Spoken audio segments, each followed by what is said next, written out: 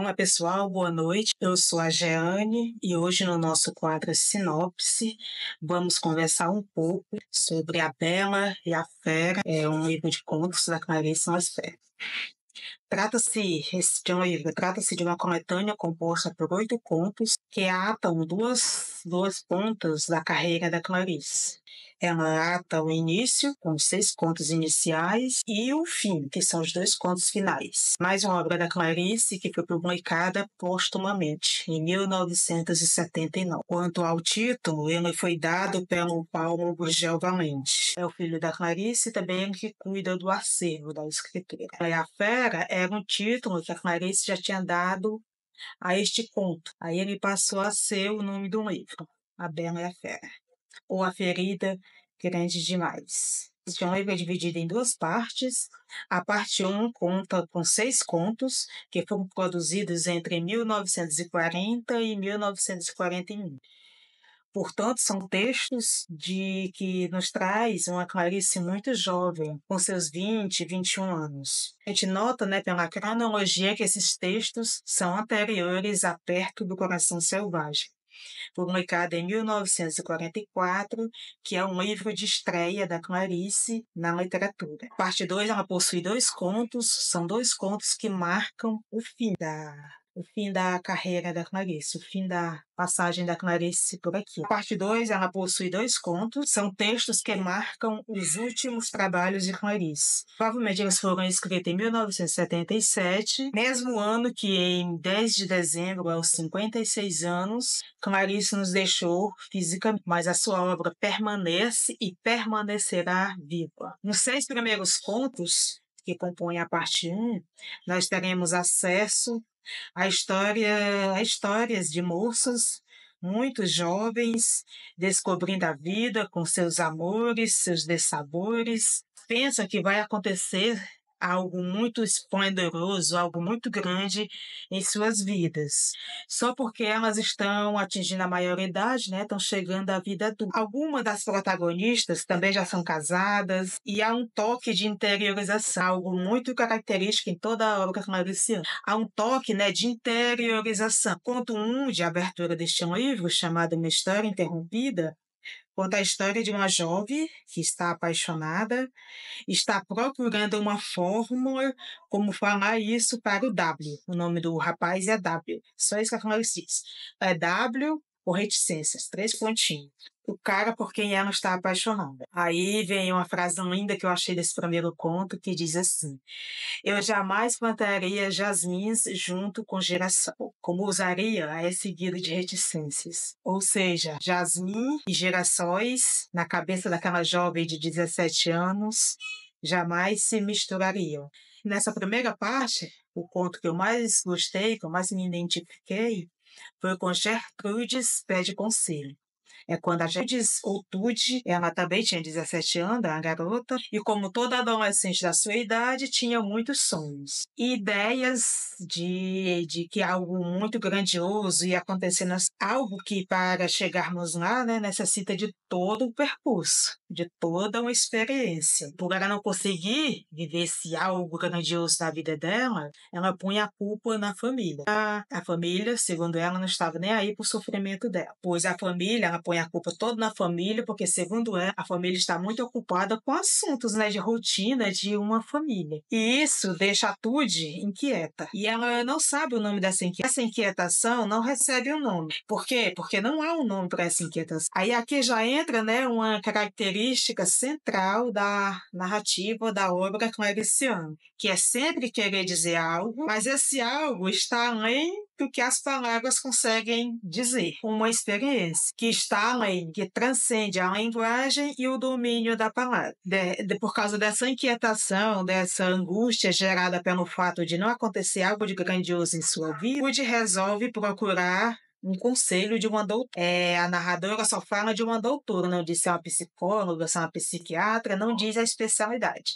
Só diz que a mulher é uma doutora e provavelmente mais velha do que a atriz. Uma coisa bem flagrante que eu achei ótimo nesse livro de contos é que nós podemos ter acesso a uma Clarice lá no início da carreira e uma Clarice que conclui a sua obra. E esta temática de transcendência da linguagem, que transcende ao que a palavra consegue nos dizer, assim a linguagem torna-se uma experiência. E é muito ótimo para quem é leitor de Clarice, como eu sou, quem gosta de discutir, de ler Clarice, de realmente sentir prazer em ler Clarice, achei isso ótimo, que é poder fazer uma comparação entre a Clarice no início da carreira, muito jovem, e uma Clarice no fim da vida, no fim da carreira, ainda jovem, mas também muito mais madura. Mas voltando aqui à história da Tuda, em um certo momento ela explica a Tuda que cada um de nós, você é lindo, ela explica para tudo, né, que cada um de nós é o próprio mundo individual. Cada um de nós somos um próprio mundo individual. E a chave que abre o meu mundo, ela não serve para abrir o mundo do outro. Justamente porque esta chave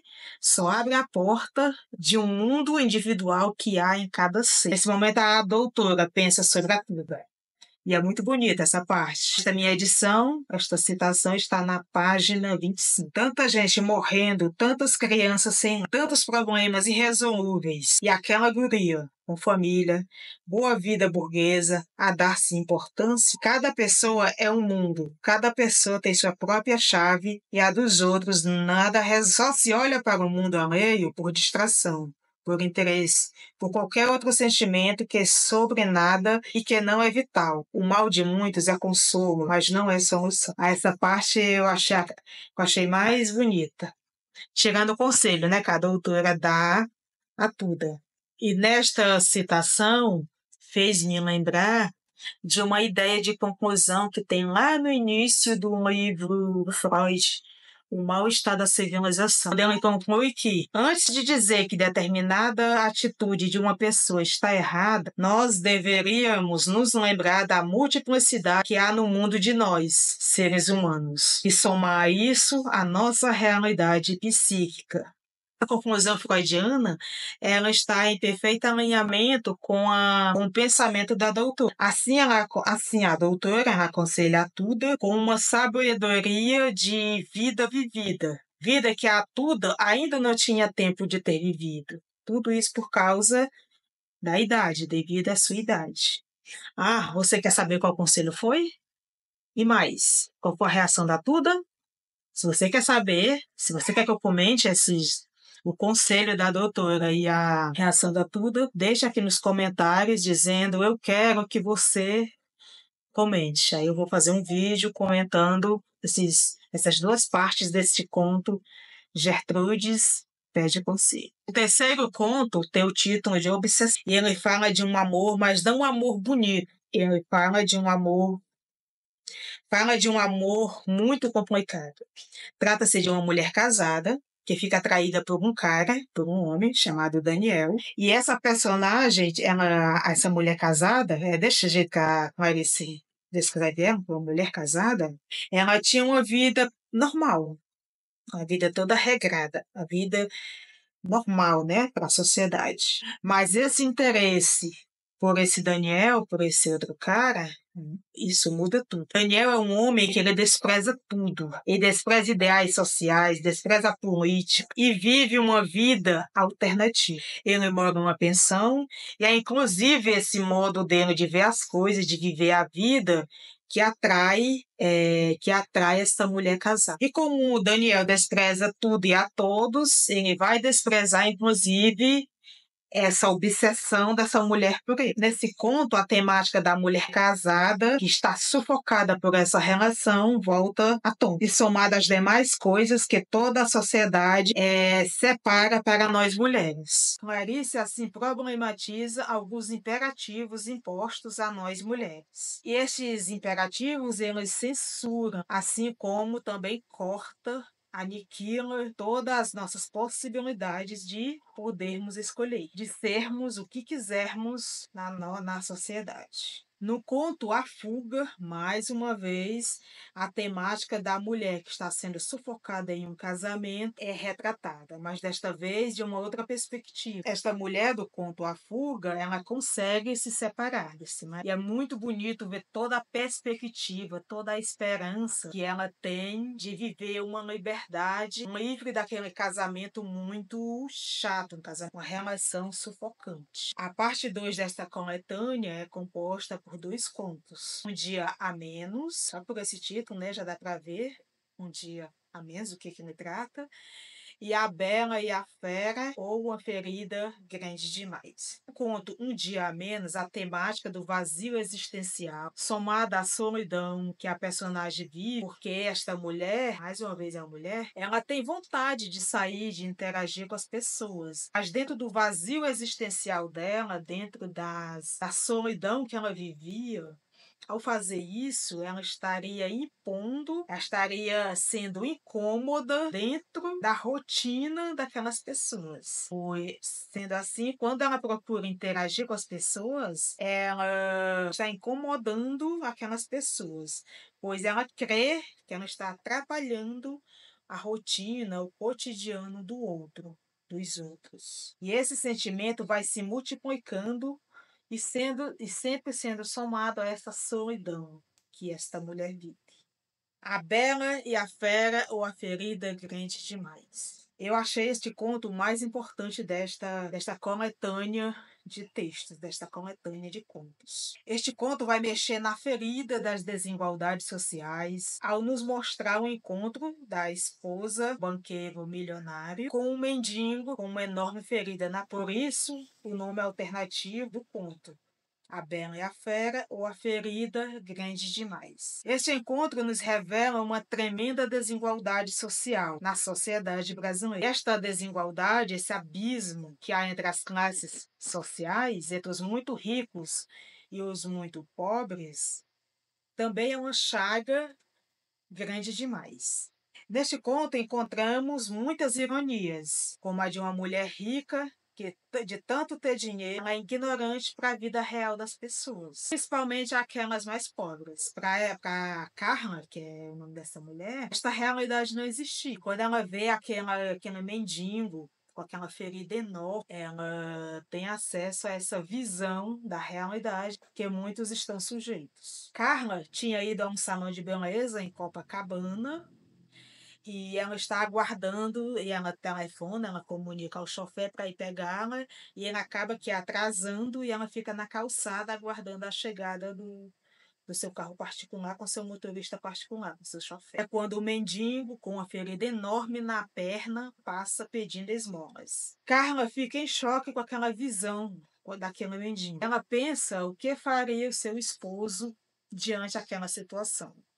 Mas logo Carla conclui que ele não faria nada. Este conto ele possui um punhado de ironia. Como Carla perceber a realidade do mundo, a visão desse mendigo, que ela teve esse mendigo, fez ela enxergar a verdade do mundo e ela viu o completo abismo que há entre as classes sociais.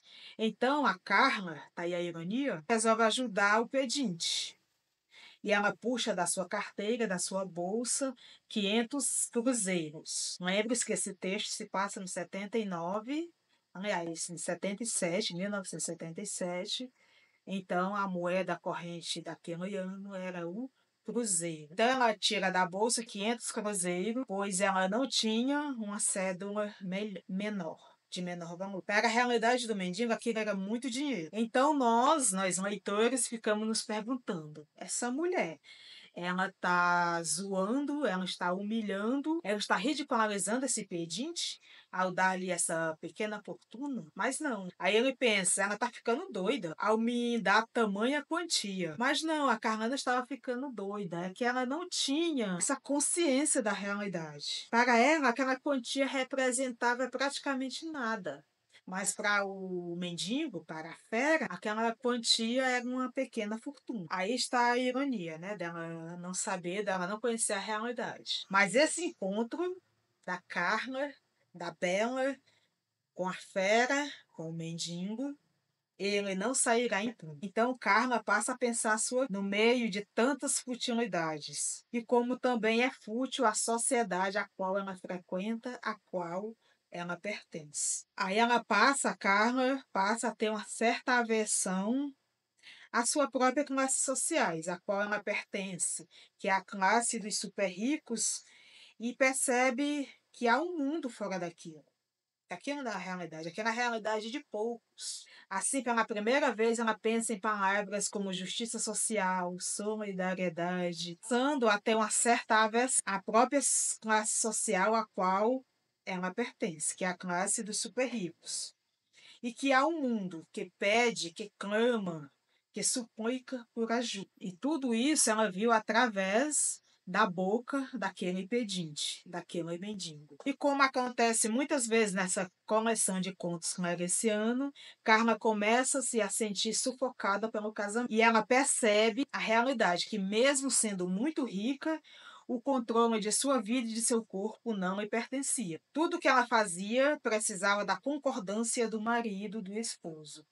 E ele fez isso até ao escolher o número de filhos que o casal teria. Ela percebe que ela era uma espécie de enfeite para o esposo, para que seja cumprida uma função social para o marido. Porque na sociedade que ela frequentava, o protagonista era sempre ele, e a ela restava o papel de uma esposa, de uma mulher troféu. Para mim, enquanto leitora de Clarice, desde 2010, esse é o melhor texto desta coletânea de contos que está nesse livro. Este conto, A Bela e a Fera, ele faz um contraste entre as experiências vivida por Carla e o mendigo, sempre em um jogo de distância entre Carla, a bela, rica, porém sozinha, e a fera, que era pobre, vivia perdido na rua, com aquela ferida enorme, mas ele, o mendigo, podia decidir.